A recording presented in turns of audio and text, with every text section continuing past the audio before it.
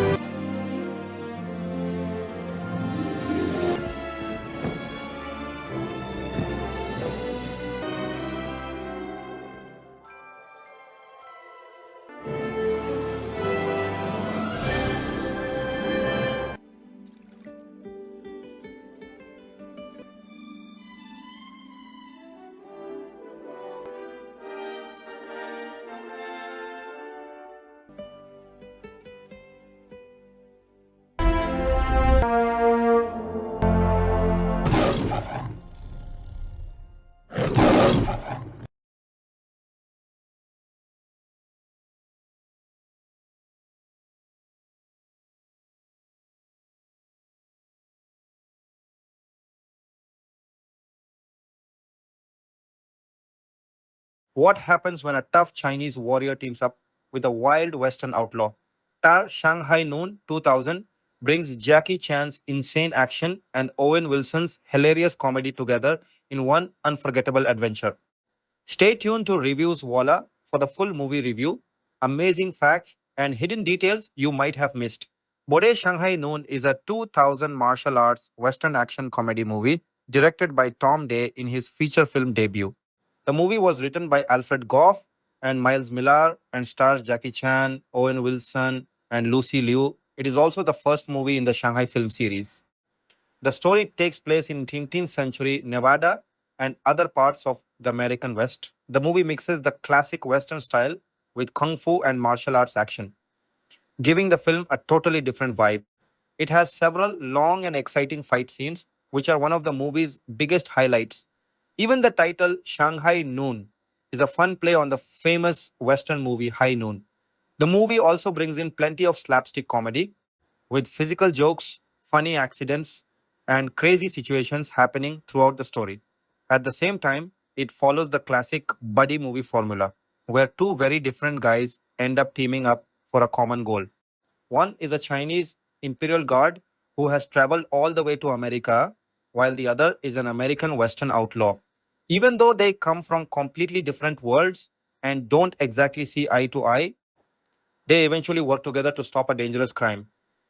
The movie first premiered in Malaysia on May 19, 2000, and was released in the United States on May 26, 2000. It received mostly positive reviews from critics, with many people enjoying the mix of Jackie Chan's crazy martial arts skills and Owen Wilson's comedy style. Because of the movie's popularity, a sequel called Shanghai Nights was released in 2003. Jackie Chan and Owen Wilson returned to play their original characters, bringing their hilarious and action packed partnership back for another adventure in 1881. Chon Wang, Jackie Chan, is a Chinese imperial guard who works for the emperor. Wang has feelings for Princess Peipei, Lucy Liu, but things get complicated when Peipei is summoned back to the Forbidden City by the emperor. She is supposed to marry a fat prince from a neighboring kingdom as part of a political arrangement. Pepe has an English tutor who knows about her situation. Pepe tells the tutor that she doesn't want to go through with the arranged marriage. The tutor promises to help her escape to America. Pepe believes she is leaving China because she wants to, but she has no idea that the tutor has secretly planned to kidnap her. Before leaving, the tutor leaves behind a ransom note. The note tells the emperor that he must deliver 100 pieces of gold within 2 months to the mission in Carson City, Nevada. If he wants to get the princess back, Pepe is taken away and brought to the United States. After learning what happened, the Emperor of China sends three imperial guards and the royal interpreter to America to rescue her. Wang is not one of the three guards chosen for the mission. However, Wang feels responsible for what happened and tells them that he believes the kidnapping was partly his fault. Wang's uncle, who is the royal interpreter, allows him to join the group. The captain of the Imperial Guard secretly hopes that America will be enough to get rid of Wang for good. The group eventually arrives in Nevada. Meanwhile, Roy O'Bannon, Owen Wilson, is an outlaw living in the American West. Roy and his gang attack and hijack the train Wang is traveling on. Roy may be an outlaw, but he is also surprisingly smart when it comes to math. He can figure out shooting angles, attack plans, and trajectories by imagining everything on paper in his head. Roy and his gang begin robbing the passengers on the train. However, Roy claims he has one rule: he never steals from ladies. He also sees himself as a real ladies' man. While the robbery is happening, Wang's uncle enters one of the train compartments carrying a teapot. He doesn't understand English and has no idea what is going on. He is about to leave when Wallace Walton Goggins, one of Roy's gang members, suddenly shoots him. Wallace kills Wang's uncle. Later, Wang enters the compartment and discovers his uncle lying dead. Wang is devastated and furious. Since he is a highly skilled martial artist, he takes on the gang members and fights them off. At the same time, the gang is trying to break open the train safe. Instead of opening the safe normally, they use explosives. But the explosion goes completely wrong. Rather than blowing the safe open, the blast sends the entire safe flying out of the train and straight into a river below. The gang is heavily armed, and Wang realizes he has no easy way to deal with all of them. His only option is to disconnect some of the train cars and escape on the engine. During the chaos, Wallace takes control of the gang and turns against Roy. Roy ends up being left behind in the middle of the desert, buried in the sand up to his chin. Meanwhile, Pepe discovers the truth about her supposed escape. She realizes that she was never freely leaving China. She was actually kidnapped by an agent working for Lo Fong, Roger Yuan.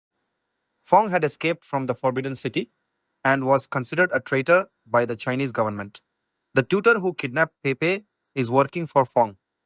Later, the tutor demands more money from Fong and tries to double his payment. Fong doesn't take kindly to the demand and kills his own agent. Pepe is then kept prisoner near a huge open mine. The mine is operated using Chinese immigrants who are being forced to work like slaves. Back in the desert, Roy is suffering under the blazing sun while vultures circle around him. Wang eventually finds him buried in the sand. Wang demands to know which way Carson City is. Roy tells him that Carson City is on the other side of a mountain. Wang gives Roy two chopsticks and tells him to use them to dig himself out of the sand. Roy has no choice but to start digging. After making his way across the mountain, Wang gets caught up with the Sioux tribe. He saves a young boy who is being chased by members of the Crow tribe. Because of everything that happens, Wang ends up reluctantly marrying the tribe chief's daughter, falling leaves, Brandon Merrill. Wang later finds Roy inside a tavern. Still angry about everything that happened, Wang confronts him. Their argument quickly turns into a huge bar fight. The two men cause so much trouble that they are both thrown into jail. While sitting in prison, Wang and Roy finally start talking about their lives and what brought them to America. Roy learns about the princess and the massive gold ransom. Seeing an opportunity, Roy offers to help Wang find Pepe. Falling leaves helps the two men escape from prison. From that point on, Wang and Roy slowly become friends. Roy also starts teaching Wang how to act like a real cowboy, showing him the ways of the American West. When they finally reach Carson City, Roy discovers that things are much worse than he expected. Both he and Wang, who is now known as the Shanghai Kid, are wanted by Marshal Nathan Van Cleef, Xander Berkeley. Van Cleef is working with Lo Fong. Roy and Wang barely manage to escape from the marshal. They head to a local bordello, which Roy proudly calls his hideout. However, after Wang gets drunk and causes trouble, Marshal Van Cleef eventually tracks them down and arrests them. While they are captured, Wang and Roy discover the truth. Lo Fong is the man behind Princess Pei kidnapping. The two men are sentenced to be hanged. Just when it looks like everything is over, Wong manages to break free. Falling Leaves also helps Roy by shooting him loose. The two men escape from the execution site before they can be killed. Wang becomes upset with Roy because Roy had previously told one of the prostitutes at the bordello that he wasn't really Wang's friend. Feeling betrayed, Wang rides away alone. He decides to find the princess without Roy's help. Wang eventually discovers Pepe at Lofong's labor camp. He is shocked to see the horrible condition the Chinese workers are living in. Wang wants to take Pepe back home, but she refuses to leave. She wants to stay and help the Chinese workers who are being forced to work at the mine. Lo Fong discovers Wang and attacks him. Wang fights back, but Lo Fong is extremely dangerous. Just when Wang is in serious trouble, Roy suddenly shows up and saves him. The next day, Wang and Roy head to the ransom exchange point at the Carson City Mission Church. The three Imperial guards arrive carrying the huge amount of gold. Lo Fong also arrives with Princess Pepe as his prisoner. At first, it looks like the exchange is going to happen, but everything changes when Wang suddenly appears. Roy points his gun at Lo Fong, while Wang tells the other Imperial guards that he will not allow them to take Pepe back to China. The situation quickly turns into a massive fight. The Imperial guards battle Lo Fong and his men while Marshal Van Cleef arrives and goes after Roy. Van Cleef and Roy face off in a gunfight. Roy manages to survive without getting seriously hurt. He then shoots Van Cleef directly through the sheriff's star on his chest, killing him. At the same time, Wang fights against the three Imperial guards. Lo Fong grabs Pepe and chases her through the wooden rafters of the church. Wang manages to defeat all three Imperial guards and knocks them unconscious. He then goes after Lo Fong and follows him up toward the bell tower. Wang and Lo Fong have one final brutal fight. In the end, Wang uses the church bell against Lo Fong. He breaks the bell loose, causing it to fall and trap Lo Fong. The bell ends up hanging him, finally putting an end to the dangerous traitor. When the Imperial guards wake up, they realize how much Wang and Pepe have been through. Instead of forcing the princess to return to China, they decide to let her stay in America. But the trouble isn't over yet. Wallace and his remaining gang members arrive at the church. They demand that Roy and Wang come outside and face them. Roy and Wang step outside to fight Wallace and his gang. But before the criminals can attack, Native Americans from the surrounding area appear and surround Wallace and his men. The gang suddenly finds itself completely outnumbered. Later, during a Chinese cultural celebration, Roy thanks Falling Leaves for saving his life. The two share a passionate kiss, showing that their relationship has grown into something much deeper. At the same time, Pepe holds Wang's hand while smiling at him. After everything they have been through, the two finally get a peaceful moment together. In the end, Roy and Wang become sheriffs. The two friends ride off together, ready to chase down another group of train robbers and start their next wild adventure. Casting Jackie Chan took on the central role of Chon Wang, an imperial guard from the Forbidden City whose sense of duty propels him across the Pacific to the American frontier. By the year 2000, Chan had already established himself as a global action star through decades of Hong Kong cinema, particularly films that blended elaborate martial arts choreography with physical comedy and self performed stunts. His casting anchored the project in the tradition of East Asian action storytelling while opening the film to Western audiences unfamiliar with his earlier work. Chan's performance style, which prioritizes precise timing, inventive use of props, and a willingness to absorb visible injury for authenticity, shaped every major action set piece involving the character. The role required him to portray a man who is both highly skilled and culturally disoriented, allowing Chan to lean into fish out of water humor without abandoning the physical virtuosity that defined his career. As an executive producer on the film, Chan also influenced production decisions related to the action sequences, ensuring that the fight choreography retained the clarity and inventiveness associated with his Hong Kong productions. His presence guaranteed that the martial arts elements would remain central rather than secondary to the Western comedy framework. Owen Wilson was cast as Roy O'Bannon, the smooth talking, somewhat inept outlaw who becomes Wang's unlikely partner, Wilson's selection represented a deliberate contrast to Chan's physical precision. Known at the time primarily for his work in independent comedies and his distinctive vocal delivery, Wilson brought a laid back, improvisational energy that played against Chan's more disciplined physicality. The chemistry between the two leads became one of the film's most frequently noted strengths, with Wilson's character providing a constant stream of verbal humor while Chan handled the majority of the kinetic set pieces. Wilson's background in writing and performing dialogue heavy comedy allowed him to shape Roy into a character who feels simultaneously opportunistic and oddly principled. The casting choice also positioned the film as a buddy comedy first and an action vehicle second, expanding its potential audience beyond martial arts enthusiasts. Wilson's relative newcomer status in major studio action comedies at the time added a freshness that complemented Chan's established star power. Lucy Liu portrayed Princess Pepe, the royal figure whose abduction sets the plot in motion. Liu's casting came at a pivotal moment in her career, following supporting roles that had begun to establish her as a versatile presence capable of both dramatic intensity and physical performance. The role required her to convey both aristocratic poise and the practical resourcefulness of a character who refuses to remain a passive captive. Liu's background in theatre and early television work informed her ability to balance the character's formal bearing with moments of sharp witted defiance. Her presence also ensured that the film featured a strong Asian American lead actress in a major studio production at a time when such casting remained relatively uncommon.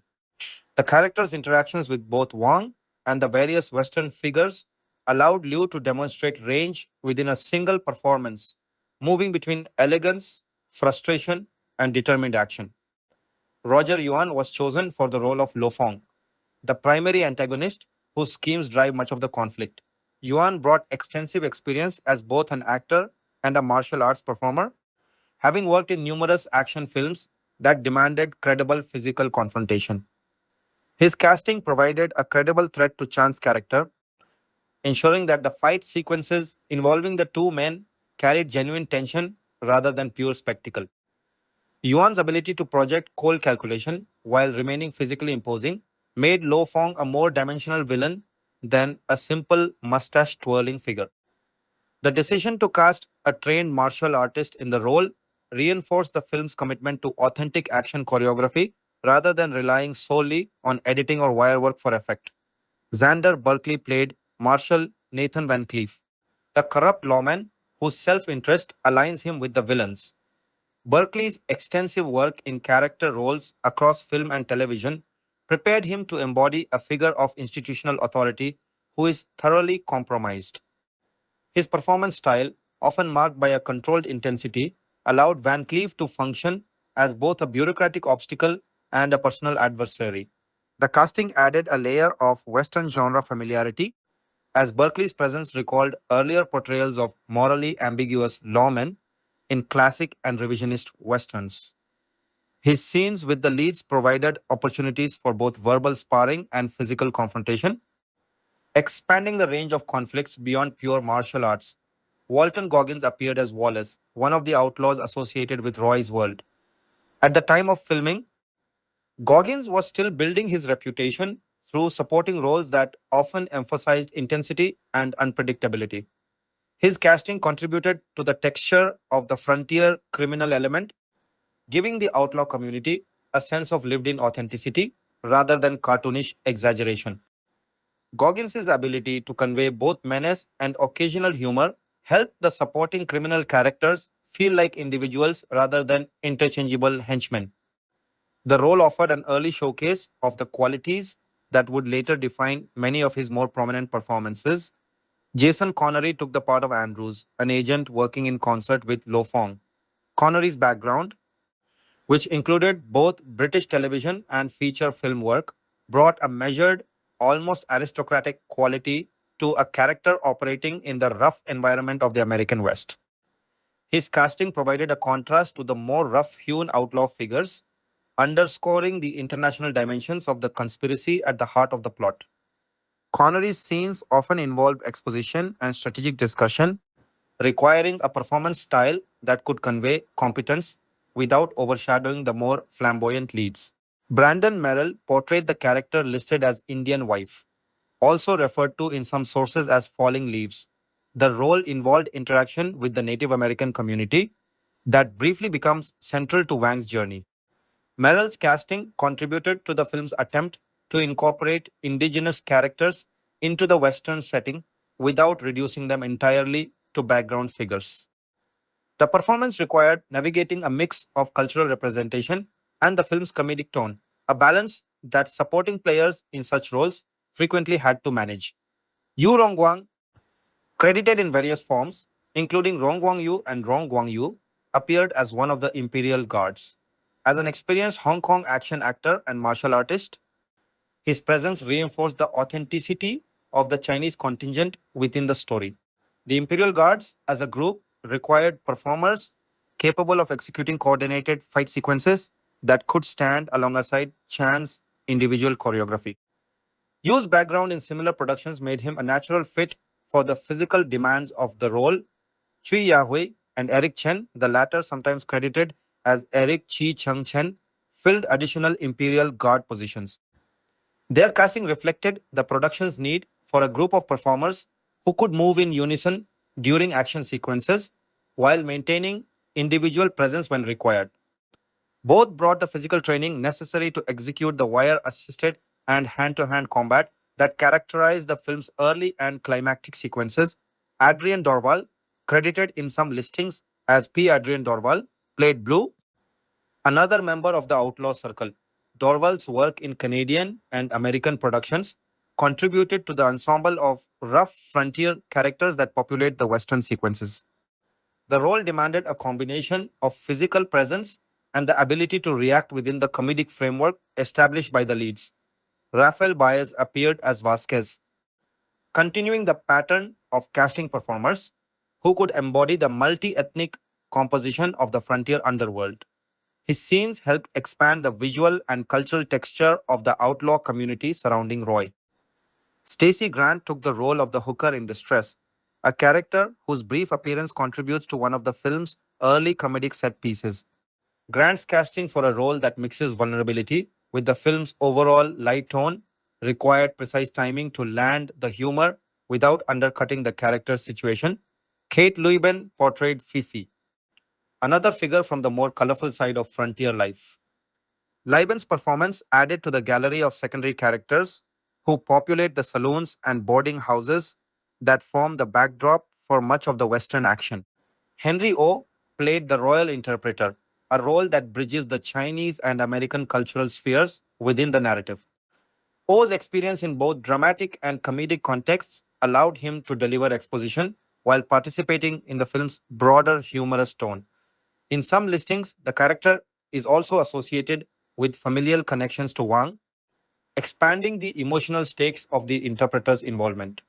Russell Badger, sometimes credited as Russell Badger, appeared as the Sioux chief. The role required conveying authority within the Native American community that temporarily shelters and challenges Wang. Badger's casting contributed to the film's effort to include indigenous leadership figures rather than treating the community solely as a collective backdrop. Simon Baker, listed in some sources as Simon R. Baker, played Little Feather. The character participates in the sequences involving Wang's time with the Sioux, requiring a performance that could balance cultural specificity with the film's comedic requirements. Sam Simon appeared as the chief's sidekick, providing support within the same community sequences. The role added texture to the group dynamics surrounding the Sioux chief. A.C. Peterson, also credited as Alan C. Peterson, portrayed the Saddle Rock sheriff. Peterson's work in supporting authority roles across television and film prepared him to embody a local lawman whose jurisdiction intersects with the larger conspiracy. The character's interactions with both the heroes and the villains helped ground the story in the practical realities of frontier governance.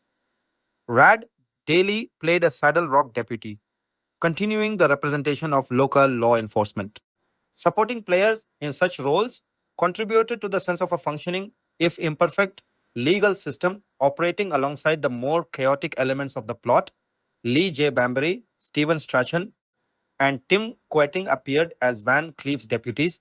Their collective presence expanded the force available to the corrupt marshal, creating opportunities for group confrontations and chase sequences. Casting multiple performers for these roles ensured that the lawman's retinue felt substantial rather than symbolic. Rick Ash portrayed Jedediah, a figure connected to the rural or frontier civilian population. Valerie Planche appeared as Jedediah's wife, contributing to the domestic side of the Western setting. Together, their roles help populate the world beyond the central conflict with ordinary inhabitants whose lives intersect with the larger events. Tom Heaton played the saloon bartender, a classic Western archetype whose presence in drinking establishments provides both atmosphere and occasional interaction with the leads. James Baker, Jim Shield, Mike Mitchell, and Shane Weiler appeared as various saloon gamblers, filling out the background of the gambling and drinking scenes that form a recurring environment in the film. These ensemble players contributed to the lived in quality of the saloon sequences, ensuring that the spaces felt occupied by regulars rather than empty stages for the stars. Ben Salter, Terry King, and Michelle Fansett, the latter sometimes credited as Michelle Fansett, appeared among the Saddle Rock townfolk. Joyce Doolittle, Randy Birch, and Andrew Krivanek populated Carson City as townfolk. Christopher Hunt played the apothecary shopkeeper. These background and bit roles collectively created the sense of functioning frontier communities through which the central characters move. Casting local or regional performers for many of these positions is a common practice that adds authenticity to location shooting. Jodie Thompson appeared as Margie, Eliza Norbury, sometimes credited as Eliza Murbach, and Kendall Saunders portrayed dream sequence hookers, contributing to one of the film's more stylized comedic interludes. Olivia Cheng appeared uncredited as Dim Sum Girl 1. Christy Green was listed among train passengers. Additional uncredited or briefly credited performers included Yuan Biao, who appeared as a saloon fighter and in some sources as an Indian with an axe, bringing his own extensive martial arts background to a cameo level contribution. Larry Lamb appeared as a railway worker. Other uncredited names associated with the production include various extras filling tribal, passenger, and crowd roles. The production's casting strategy deliberately mixed established international action talent with rising American comedy performers and a broad supporting ensemble drawn from both Hollywood and regional talent pools. Jackie Chan's dual role as star and executive producer influenced the selection of performers capable of meeting the physical standards of the action sequences. The decision to pair him with Owen Wilson prioritized comedic chemistry over pure action credentials for the second lead. Lucy Liu's casting ensured a prominent female presence capable of both dramatic and physical work. Supporting roles filled by martial artists such as Roger Yuan and Yu Rongguang maintained credibility in the fight choreography, while character actors like Xander Berkeley and Walton Goggins provided texture and occasional menace. The large number of bit players and extras reflected the logistical demands of creating multiple frontier towns, saloons, and outdoor sequences that required populated environments. Casting directors involved with the project, including figures such as Matthew Barry, Nancy Greenkeys, and Lynn Caro, according to various credit listings, faced the task of assembling a company that could satisfy both the martial arts authenticity expected by Chan's audience and the broader comedic accessibility required for a major studio release. The resulting ensemble balanced star power, specialized physical skills, and the everyday faces needed to make the Western setting feel inhabited. Many of the supporting performers went on to more prominent careers in subsequent years, their early appearances in the film forming part of larger professional trajectories. The combination of Chan's global recognition, Wilson's emerging comedic voice, Liu's rising profile, and a deep bench of character and action players created a cast capable of sustaining both the spectacle and the humor that defined the finished film. The Imperial Guard contingent, beyond the named performers, required coordinated group work that depended on casting individuals with compatible training backgrounds. The outlaw and lawman groups similarly needed performers who could function as coherent units during chases and confrontations. Civilian roles in the towns and saloons demanded faces that could read as period appropriate without drawing undue attention away from the principals. Dream sequence and stylized comedic moments called for performers comfortable with heightened or slightly surreal presentation. Across all these categories, the casting choices supported the film's hybrid identity as both a martial arts vehicle and a Western comedy. Yuan Biao's uncredited contribution as a fighter carried particular resonance for audiences familiar with Hong Kong cinema, as his own career as a martial arts star and collaborator with Chan added an extra layer of intertextual recognition. Other performers with action credentials similarly reinforced the film's commitment to practical choreography. On the comedy side, the selection of Wilson and several supporting players experienced in lighter material ensured that the verbal and situational humor would not feel grafted onto an otherwise straight action narrative. The overall casting reflected a production conscious of its dual heritage. Chinese and Hong Kong talent provided the martial foundation, American and Canadian performers supplied the Western and comedic elements. The resulting company was large enough to populate multiple locations and action sequences while remaining focused enough that the three principal performances could dominate the narrative and emotional center of the film. Each supporting role, whether a named antagonist, a brief comic bit, or a background presence in a crowded saloon, contributed to the density of the world the leads inhabit. The careful assembly of this ensemble allowed the film to move fluidly between cultural contexts, action styles, and comedic registers without losing coherence. Production The Making of Shanghai Noon was in many ways a story about timing. It was a film built to capitalize on a moment in Hollywood when Jackie Chan's brand of physical, self choreographed comedy action had finally found a mainstream American audience, and it was engineered by a studio that wanted to strike again while that audience was still paying attention. Everything about how the film came together, who wrote it, who greenlit it, where it was shot, how its score was assembled, and how it eventually reached theaters and living rooms around the world reflects a production that was equal parts calculated business decision and old fashioned creative gamble on a genre mashup that had never really been tried at this scale before. The Kung Fu Western, at the center of the production were a handful of key companies and individuals whose fingerprints are all over the finished film. The picture was produced by Roger Birnbaum, Gary Barber, and Jonathan Glickman, working through Birnbaum Barber Productions in partnership with Spyglass Entertainment, the independent studio the two producers had co founded.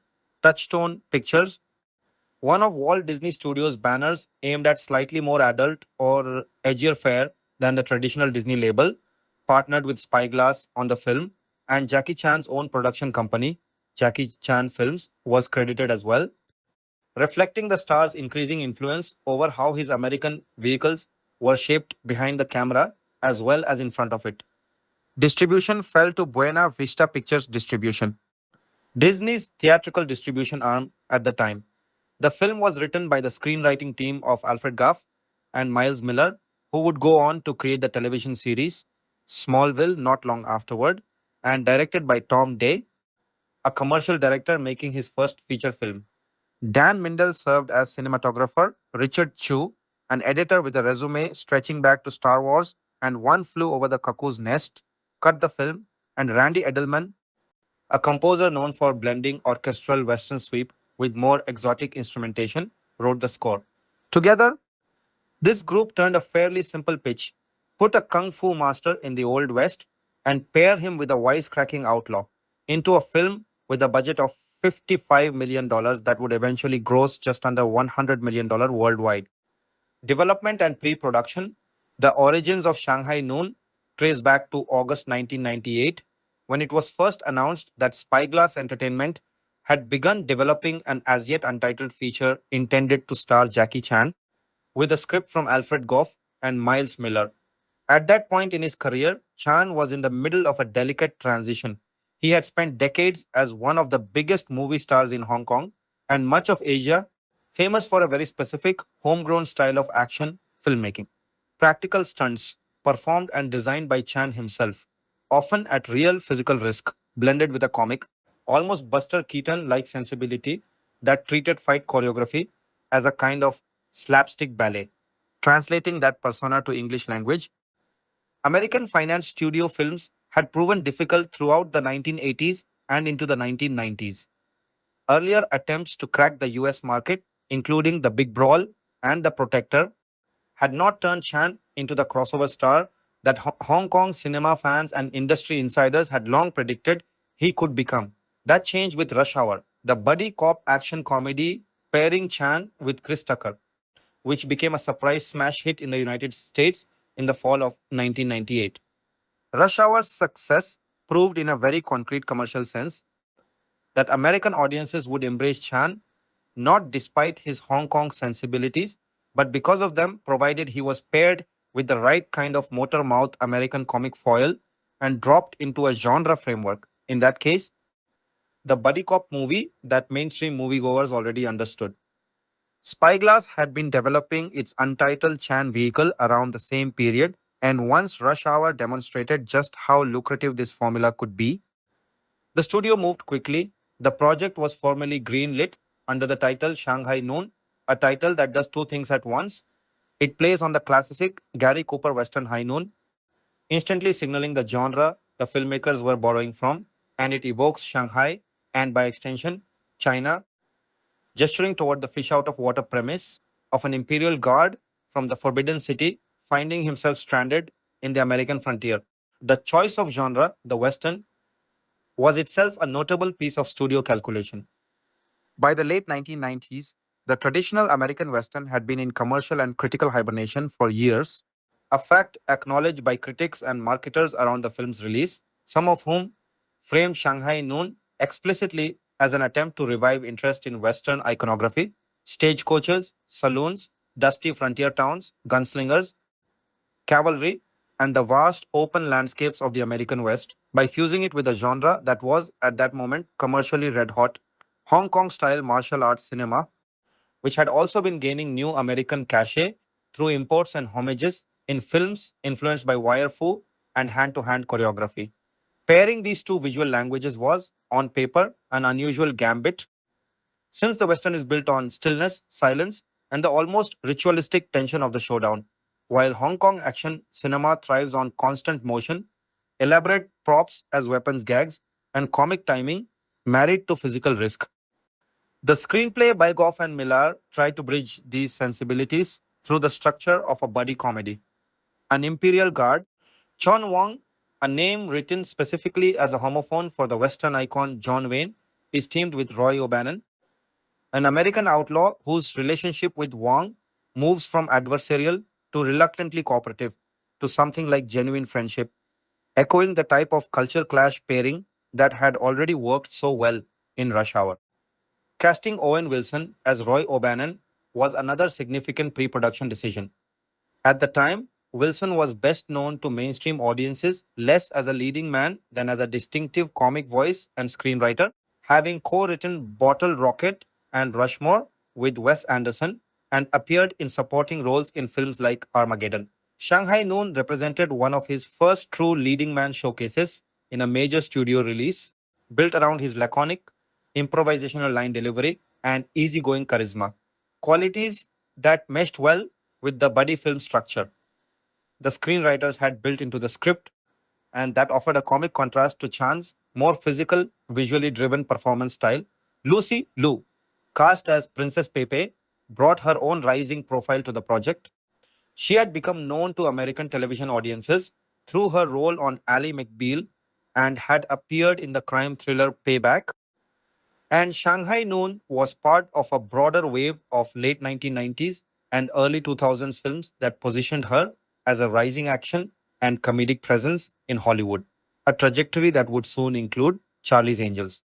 Supporting roles went to Hong Kong veteran actor Yu Rongwang as Captain Yu, to Roger Yuan as the villain Lo Fong, and to a young Walton Goggins in an early film role as the outlaw Wallace, alongside Xander Berkeley as the antagonistic Marshal Nathan Van Cleef and Jason Connery as Calvin Andrews. Pre production also had to account for the demands of Chan's specific creative process. Unlike many American action stars, Chan had built his career around personally choreographing and performing his own stunts, often incorporating whatever props and environments were available on set into elaborate, semi improvised physical comedy sequences. A horseshoe used as a boomerang, a saloon interior used as an obstacle course, everyday ranch tools transformed into makeshift weapons. Structuring a Hollywood production around this level of directorial input from its star required a degree of flexibility that a first time feature director like Tom Day, who had built his reputation directing television commercials, needed to negotiate carefully, balancing his own vision for the film's tone and pacing against a leading man who had, by that point in his career, more experience directing and choreographing action sequences than almost anyone else working in the industry. Notably, at least one supporting performance did not survive the journey from pre production and shooting to the final theatrical cut. Actor Curtis Armstrong, best known to American audiences for his role in the Revenge of the Nerds films, had a part in Shanghai Noon playing a character named Bulldog Drummond, but his scenes were ultimately cut from the released version of the film, leaving his contribution to the project as one of the more obscure footnotes in its production history. The screenwriting partnership of Goff and Miller also deserves attention as part of the film's development history, since the pair's approach to Shanghai Noon set a template they would return to throughout their careers, taking a familiar genre or mythic framework and repopulating it with a mismatched pair of protagonists whose personal chemistry, rather than the mechanics of the plot, becomes the true engine of audience engagement.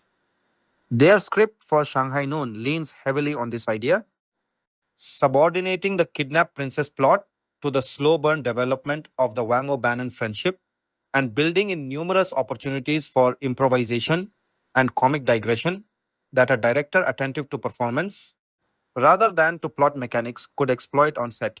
That the studio entrusted a first time feature director in Tom Day with a script built around such loose, character driven comic rhythms rather than handing the project to a more established action or comedy veteran reflects a degree of confidence on the part of Spyglass, Touchstone, and the producers that Day's commercial background had prepared him to marshal strong lead performances even without prior feature experience. A bet that the finished film's warm critical reception around the Chan Wilson pairing would ultimately vindicate. Pre production logistics also had to account for the scale of the undertaking relative to Spyglass Entertainment's position in the industry at the time. Founded by Roger Birnbaum and Gary Barber as an independent production and financing outfit, Spyglass had built its early reputation on a mix of mid budget genre pictures, and a $55 million production represented a significant commitment for a company of its size, requiring the kind of studio partnership arrangement it struck with Disney's Touchstone banner in order to spread financial risk and secure the marketing and distribution muscle that only a major studio could provide. That partnership structure, an independent producer supplying the creative packaging and relationship with a bankable star, paired with a major studio supplying capital, marketing, and worldwide distribution, was a common model for mid budget star vehicles of the period, and it shaped many of the pre production decisions on Shanghai Noon. From the relatively contained scope of its Alberta based shooting plan to the emphasis placed on practical in camera stunt work over more expensive digital effects, both choices that kept the budget within a range the partnership could comfortably support while still delivering the scale expected of a summer studio release. Filming principal photography for Shanghai Noon took the production north of the US border into the Canadian province of Alberta, which by the late 1990s had already established itself as one of North America's most reliable stand ins for the American Western frontier, thanks to its combination of dramatic Badlands topography, mountain backdrops, and film friendly local infrastructure.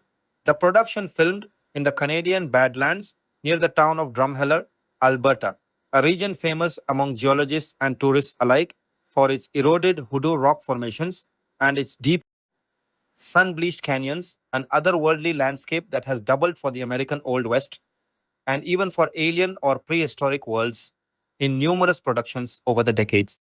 The starkness of the Drumheller Badlands gave the filmmakers a visually striking canvas for the film's early Nevada set sequences, standing in for the arid desert terrain.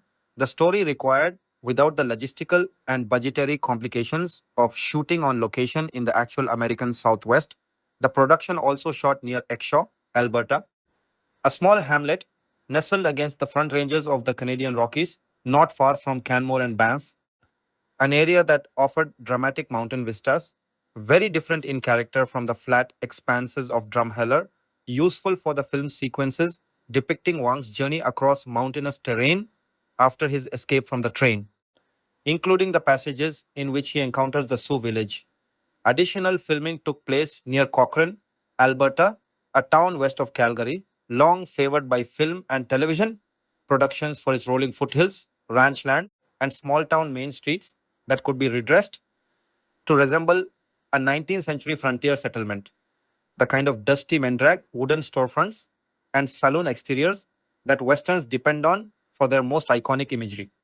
Taken together, these three Alberta locations allowed the filmmakers to construct a composite version of the 19th century American West entirely out of Canadian geography, a common practice in the industry driven by a combination of favorable production incentives, experienced local crews, and topographical variety within a relatively contained radius. In sharp contrast to these North American locations, the film's opening sequence, set in Beijing at the seat of Chinese imperial power, was filmed on location at the actual Forbidden City, securing access to shoot inside this historic complex, one of the most recognizable and carefully guarded architectural landmarks in the world, gave the film's prologue a degree of visual authenticity that no soundstage or studio backlot could have replicated, immediately establishing Chon Wang's world of rigid imperial hierarchy and ceremony before the story transplants him into the lawless, informal chaos of the American frontier.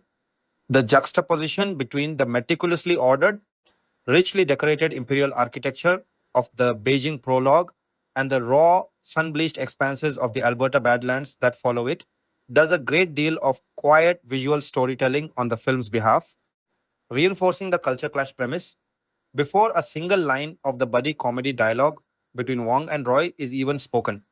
Choosing Alberta over an American filming location was, in practical terms, part of a broader pattern that had been building throughout the 1990s as rising costs in traditional American production hubs pushed studios toward Canadian provinces, offering more favorable currency exchange rates, tax incentives, and unionized crew rates, alongside genuinely comparable scenery. Alberta, in particular, had, by the time Shanghai Noon went into production, already hosted numerous American film and television westerns and period pieces, giving the province's local crews, wranglers, stunt coordinators, and location scouts a deep well of experience in exactly the kind of large scale outdoor shoot Shanghai Noon required, managing horses and livestock for herding and chase sequences, dressing practical sets to resist an unforgiving prairie climate, and working around the unpredictable weather patterns of the foothills and badlands regions, where temperature swings and sudden storms could complicate a shooting schedule built around large ensembles of extras, horses, and pyrotechnic heavy set pieces, such as the train robbery that opens the film's American section. The train sequence itself, staged early in the story as the vehicle for introducing Roy O'Bannon's gang and for establishing the film's tonal blend of comedy and genuine physical peril, required the production to source or construct period appropriate rolling stock and track, dress it convincingly for the 1880s setting, and choreograph a hijacking and subsequent brawl atop and inside the moving cars.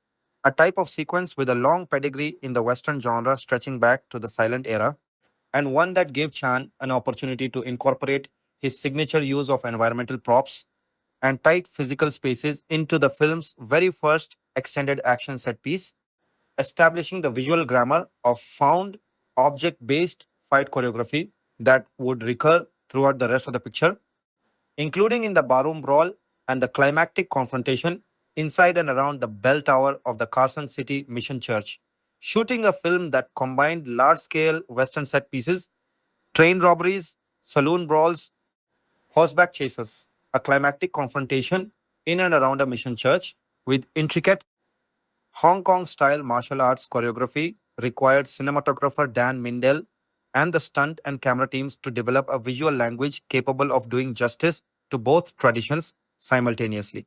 Western action sequences tend to prioritize wide, geographically legible shots that establish scale and distance. A train rushing across an open plain, riders converging from multiple directions, while Chan's style of martial arts comedy typically depends on longer takes and less fragmented editing, allowing an audience to see and appreciate the full physical difficulty and comic timing of a given stunt or fight in something close to real time without the sort of rapid cutting that can obscure or fake choreography. Balancing these competing visual grammars across a shoot spanning multiple Alberta locations plus the Beijing prologue was one of the more significant below the line challenges facing the production, and it fell to editor Richard Chu, working alongside Day and Mindel, to find a rhythm in post production that honored both traditions without the film ever feeling like it was awkwardly switching modes from scene to scene. Post production. Post production on Shanghai Noon involved assembling footage shot across genuinely disparate environments. The formal grandeur of the Forbidden City, the eroded canyon country around Drumheller, the mountain foothills near Eggshaw, and the small town western sets built near Cochrane into a single coherent narrative flow. Richard Chu's editing needed to preserve the comic rhythm of the Wilson Chan double act, which depended heavily on the kind of loose conversational timing that Owen Wilson brought to his dialogue, while also giving Chan's action sequences the space and clarity that had become his signature internationally. Long, unbroken takes that let audiences see the full physical choreography of a stunt, rather than chopping it into rapid fire cuts the way much of contemporaneous American action cinema tended to do. This meant post production had to strike a very particular balance, cutting comedic dialogue scenes with a naturalistic, almost improvisational looseness, while treating the martial arts and stunt sequences with a more classical, observational patience, two very different editing philosophies coexisting within the same 110-minute runtime. Sound design and scoring were similarly tasked with unifying two disparate traditions. Because the story is explicitly built around the collision of Chinese imperial custom and American frontier lawlessness, the finished film needed a sonic identity that could evoke both the ceremonial court music associated with the Qing dynasty era Forbidden City sequences and the sweeping orchestral language of the classic American Western without either half feeling like an afterthought grafted onto the other. That challenge fell principally to composer Randy Edelman, whose work is discussed at greater length below, but it also touched the film's sound editing and mixing more broadly, since post production needed to integrate traditional Chinese instrumentation, Western orchestral scoring, and the practical sound effects of gunfights, train robberies, and hand to hand combat into a single sonic package that could move fluidly between the film's different registers: broad slapstick comedy, sincere buddy film sentimentality, and large scale action set pieces, sometimes within the same scene. Visual effects work, while not the centerpiece of Shanghai Noon, the way it might be for a more effects driven blockbuster, still played a supporting role in post production, particularly in sequences involving the moving train during the film's opening act and in shots requiring enhancement or extension of the Alberta locations to sell the illusion of the vast, unbroken American frontier. As with many studio action comedies of the period, digital tools were used sparingly and mostly invisibly in service of grounding rather than spectacle, with the emphasis throughout post production remaining on showcasing Chan's practical in camera stunt work rather than masking it behind digital trickery, a priority that aligned with Chan's own long standing reputation and public identity as a performer who did the vast majority of his own physical stunts. Music the score for Shanghai Noon was composed by Randy Edelman, a veteran film composer. whose credits by 2000 already included a run of major studio scores across a range of genres, from the historical fantasy of Dragonheart to the wilderness adventure of The Last of the Mohicans to the comic caper tone of the whole nine yards. Edelman was, by most accounts, a fitting choice for a project that needed a composer comfortable working in two very different idioms at once. He had prior experience writing music inflected by East Asian tonalities and instrumentation through earlier film work, including scores for productions with Chinese settings or subject matter, giving him a foundation in the melodic and orchestral vocabulary associated with traditional Chinese music. At the same time, his body of work included plenty of large scale string and brass driven Americana scoring of the kind long associated with the Western genre, giving him the tools to write convincingly in that idiom as well. The resulting score works to bridge these two traditions rather than keeping them segregated into separate cues for the Chinese scenes and the Western scenes. Edelman's main theme, introduced early in the film, is constructed so that it can migrate between registers, sometimes leaning into a more overtly Chinese influenced melodic and instrumental palette, sometimes swelling into the kind of unabashedly heroic string and horn orchestral writing associated with classic American frontier scoring, allowing the music itself to enact, in miniature, the same East meets West fusion that defines the film's premise, its visual style, and its buddy comedy character dynamic. Because much of the film's comedy is carried by naturalistic, dryly delivered dialogue rather than broad verbal gags requiring musical punctuation, Edelman's score was largely freed from the expectation, common in many comedies, of underlining every joke with a musical sting. Instead, the music was able to function in a more classically dramatic mode, supporting the film's action sequences with genuine sweep and energy while still allowing quieter, more sincere character beats, particularly around the growing friendship between Wang and Roy and the film's handling of Wang's connection to falling leaves and the Sioux community he encounters. Room to breathe without being pushed into either comic irony or excessive sentimentality. The soundtrack album, released by Varay Sarabon in 2000, gathered a substantial selection of Edelman's score, running to roughly an hour across a lengthy tracklist that covered most of the significant musical cues from the finished film, including the introductory cue that transitions the score's opening identity from its Chinese inflected material into its more overtly Western oriented material, functioning almost as a musical mission statement for the entire project. The album was recorded with contributions from a rhythm section and ensemble of session musicians in London, including guitar, bass, drums, harmonica, and percussion players, alongside a traditional Chinese arts ensemble brought in specifically to perform the score's more culturally specific instrumental passages, with mixing and mastering completed at well regarded London studio facilities.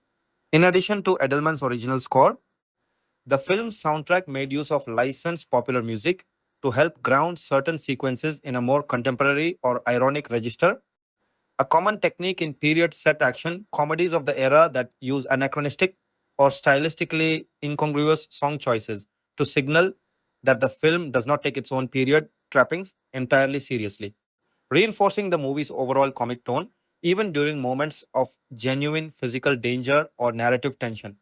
Edelman's approach to the score also had to serve the film's action choreography in a very particular technical sense. Because so much of Chan's fight work depends on split second physical timing, a prop caught and used at exactly the right instant, a fall or landing synchronized with a specific beat of action, a score accompanying this kind of choreography benefits from a composer who understands rhythm as a structural, almost architectural element of a scene rather than simply as an emotional backdrop layered in afterward. Edelman's long experience scoring large scale adventure and action sequences in earlier films gave him a vocabulary for this kind of rhythmically precise underscoring, allowing cues in Shanghai Noon to rise and fall in step with the choreography's own internal cadence, a quality that soundtrack focused critical commentary on the score has singled out as one of its more accomplished features, distinguishing it from the more generic, interchangeable orchestral scoring. that characterized many contemporaneous studio action comedies. The soundtrack album's roughly 28 track sequencing, released commercially through Varese Sarabande, was structured to preserve a good deal of this narrative and rhythmic shape outside the context of the film itself, allowing listeners to trace the score's movement from its forbidden city set opening material through its western inflected midsection and into its more triumphant concluding cues. A structure that mirrors the story's own geographic and cultural journey from imperial China to the American frontier and back again in spirit, if not in literal setting, by the time Wang and Roy ride off together at the film's close. Released theatrical Shanghai Noon followed a staggered international rollout, typical of major studio releases at the turn of the millennium, beginning its theatrical life outside the United States before opening domestically. The film had its first theatrical release in Malaysia on May 19, 2000, a full week ahead of its American premiere, before opening in the United States on May 26, 2000, timed to the Memorial Day holiday weekend. Historically, one of the most competitive frames on the American release calendar, and a period studios have long used to launch films intended to anchor the start of the summer blockbuster season. The film then opened in Hong Kong on June 1, 2000, a market of particular significance for a picture built so explicitly around Jackie Chan's stardom and Hong Kong action cinema traditions, and one where Chan's box office drawing power had been established for decades prior to his American crossover. The American release placed Shanghai Noon into a genuinely crowded Memorial Day marketplace. Distributed domestically by Buena Vista Pictures Distribution, the film opened in third place at the US box office, trailing behind the Disney animated feature Dinosaur and the action sequel Mission Impossible 2, both of which were positioned as larger scale tentpole releases that same holiday frame. Despite facing that stiff competition, Shanghai Noon still managed a solid opening weekend, gross of $19.6 million, a result that demonstrated the film had successfully carved out its own audience, even while sharing multiplex screens with two of the more heavily marketed studio releases of that particular early summer stretch. The film's Hong Kong release the following week produced an especially strong result relative to the size of that market. Shanghai Noon opened at number one at the Hong Kong box office with an opening week gross of $1.2 million, underscoring the continued strength of Chan's local drawing power, even as his career had shifted increasingly toward English language American finance productions. The staggered nature of this release pattern, Malaysia first, then the United States, then Hong Kong, reflects the film's dual identity and dual audience. A Hollywood studio comedy built to appeal to mainstream American moviegoers who knew Chan primarily from Rush Hour, but also a film whose creative DNA and marketing hooks were deeply tied to Hong Kong action traditions and to Chan's decades long stardom across Asian markets, requiring distributors in each region to calibrate positioning and timing according to local expectations. Marketing materials for the American release leaned heavily on the odd couple pairing at the film center, with poster art and trailers built around the visual and tonal contrast between Chan's disciplined, formally dressed Imperial Guard and Wilson's scruffy, roguish outlaw, a contrast the tagline driven advertising campaign used to sell the film's culture clash premise as concisely as possible to audiences who might not otherwise associate a Western setting with martial arts action.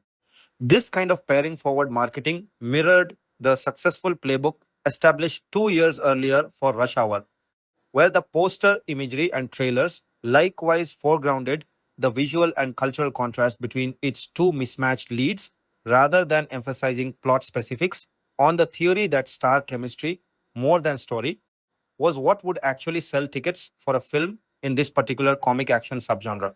The film carried a PG-13 rating in the United States, consistent with its blend of stylized violence, mild innuendo, and frontier set peril, positioning it as accessible to the broad, multi generational family and teen audience that had responded so strongly to Rush Hour 2 years prior, while still delivering the kind of large scale action spectacle that adult moviegoers expected from a Memorial Day weekend studio release. Home media, following its theatrical run, Shanghai Noon moved to home video later in 2000, arriving on both VHS and DVD through Buena Vista Home Entertainment, with touchtone home video handling elements of the release as well.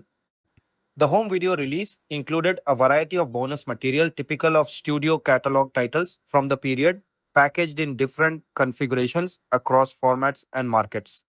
A DVD edition included a filmmaker audio commentary track featuring director Tom Day alongside stars Owen Wilson and Jackie Chan, giving audiences access to behind the scenes discussion of the production directly from the people most responsible for shaping the finished film. A format that had, by 2000, become one of the signature selling points, distinguishing DVD from the VHS format. It was gradually displacing in the consumer marketplace. Beyond the commentary track, home video editions of Shanghai Noon included a set of short behind the scenes featurettes exploring different facets of the production. Among them, a piece examining the challenge of blending genre traditions under a title referencing the film's East meets West premise.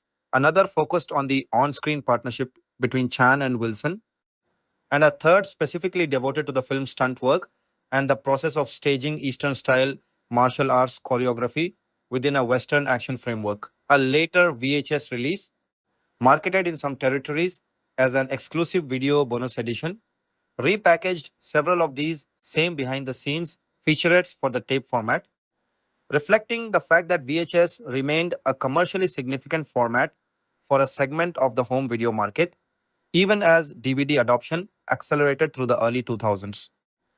Domestic home video release activity for the film continued into the following year, with additional VHS pressings appearing in the market in 2001, underscoring the film's continued commercial viability on home video, well after its theatrical run had concluded, a pattern consistent with the film that had performed solidly, if not spectacularly, in theaters, and that benefited from ongoing consumer interest driven by Chan's crossover stardom and the film's family friendly PG-13 action comedy positioning. In the years following its initial DVD and VHS releases, Shanghai Noon continued to circulate on home video and later on Blu ray and digital platforms as part of the broader catalog of Disney controlled titles, inherited through Touchstone Pictures and Buena Vista's original distribution deal. Later home video reissues generally preserved the same widescreen presentation and roughly the same slate of bonus materials established with the original 2000 DVD release, including the Dai Wilson Chan audio commentary and the making of featurettes exploring the film's genre fusion, its central star partnership, and its stunt work, reflecting the fact that studios during this period tended to treat successful mid budget catalog titles as stable assets whose supplemental content did not require significant reworking with each new format transition.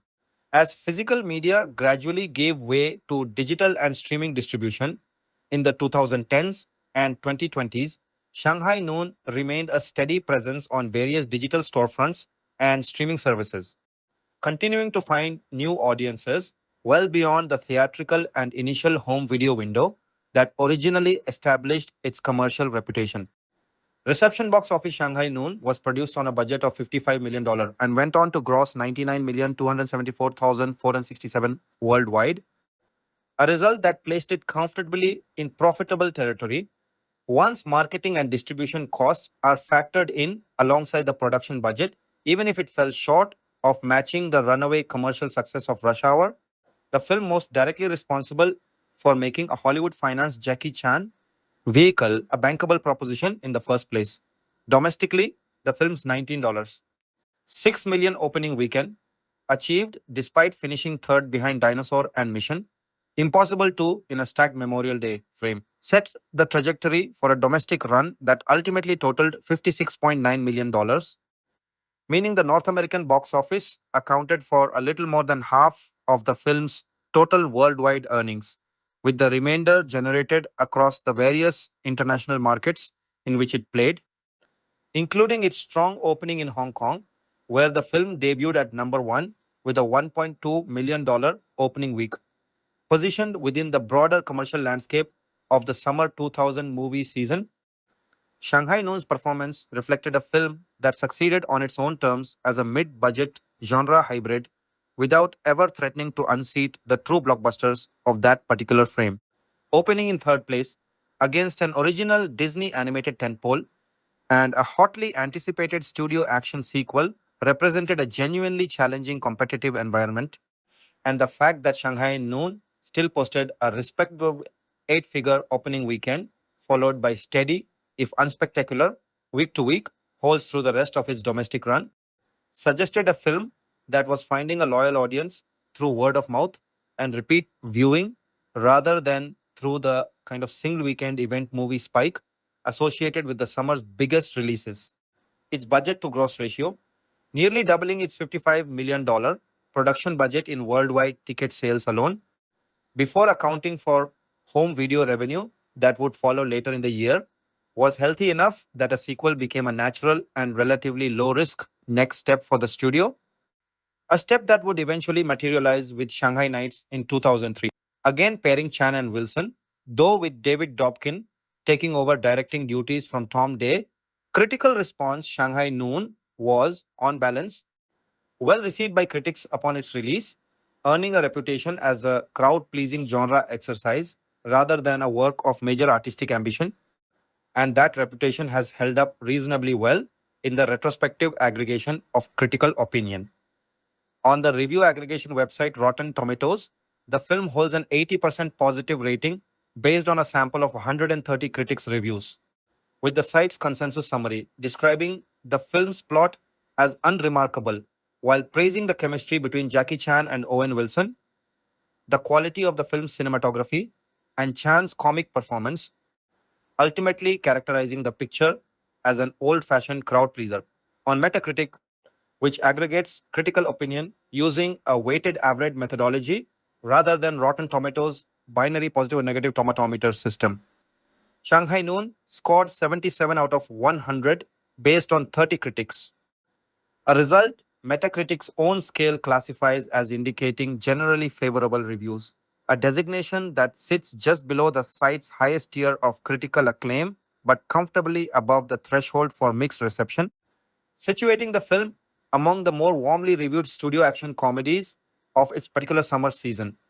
Audience reaction, as measured by Cinema Score polling of opening weekend moviegoers, was even more enthusiastic than the critical consensus, with polled audiences awarding the film an average grade of A minus on the service's I to F scale, a strong result indicating that the film connected especially well with the paying public, who chose to see it during its opening frame, even in a marketplace crowded with bigger budget competition. Individual reviews from prominent critics at the time of release largely reinforced this generally positive picture. Joe Layden, reviewing the film for Variety, characterized it as a fast paced picture that was, quite often, very funny. A reaction that captured the sense among many critics that the film's greatest strength lay less in its narrative originality than in its pacing and comic energy, particularly the rapport generated between its two leads. Roger Ebert, writing in the Chicago Sun-Times, awarded the film 3 out of 4 stars, framing his praise around the film's novelty as a hybrid genre entry, suggesting that if audiences were only going to see one martial arts western that year, this would be the one worth choosing. A formulation that gently acknowledged the essential gimmickry of the film's premise while still endorsing it as a well executed and enjoyable example of that gimmick in practice. Taken together, contemporary reviews tended to praise several recurring elements. The odd couple chemistry between Chan's disciplined, formally trained Imperial Guard and Wilson's loose, low key American outlaw. The quality and clarity of the film's action, choreography, and stunt work, particularly Chan's own physical sequences, which critics frequently singled out as the film's most purely entertaining stretches, and the film's willingness to embrace and gently satirize Western genre conventions, rather than simply borrowing its iconography without any self awareness. Beyond Layden and Ebert, a wide cross section of American critics, writing at the time of the film's release, arrived at broadly similar conclusions, even when their specific points of emphasis varied.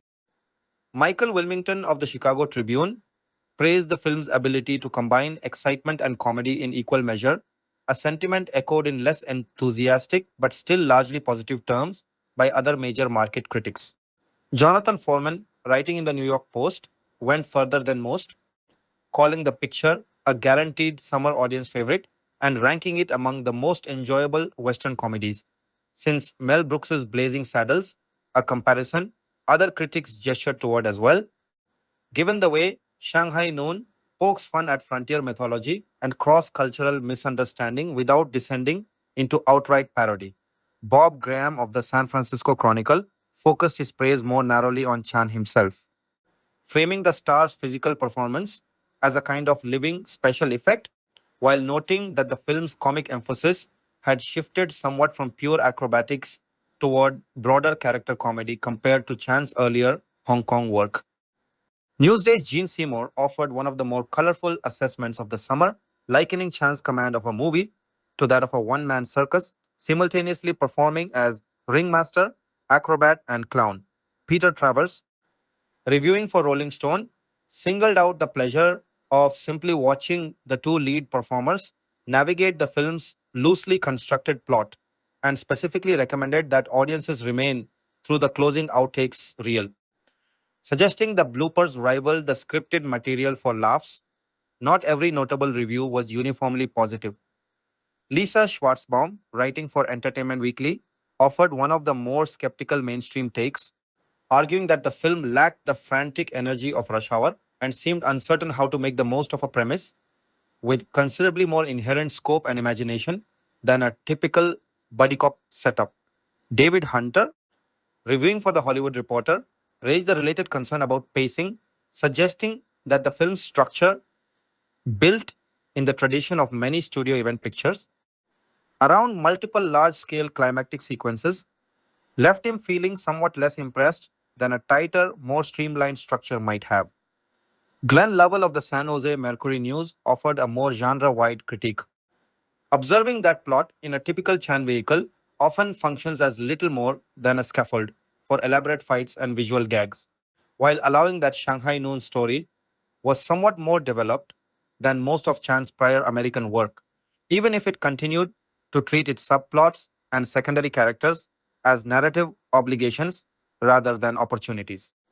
Writing retrospectively for Sight and Sound, critic Andy Richards described the film as a worthy continuation of the commercial and creative momentum Chan had built with Rush Hour, while Time Out's Derek Adams attributed much of the film's appeal to the contrast between Chan's boundless physical energy and Wilson's detached, anachronistically cool comic delivery, a dynamic he felt was reinforced throughout by a steady stream of both visual and verbal gags. At the same time, the more measured or lukewarm strands of critical response tended to focus on the thinness of the film's plot mechanics, the relatively simple kidnapped princess rescue narrative that serves mostly as connective tissue between action set pieces and comic interludes, and on the sense shared by some reviewers that the film's premise was ultimately more clever as a marketing concept and a poster tagline than as a fully realized piece of storytelling.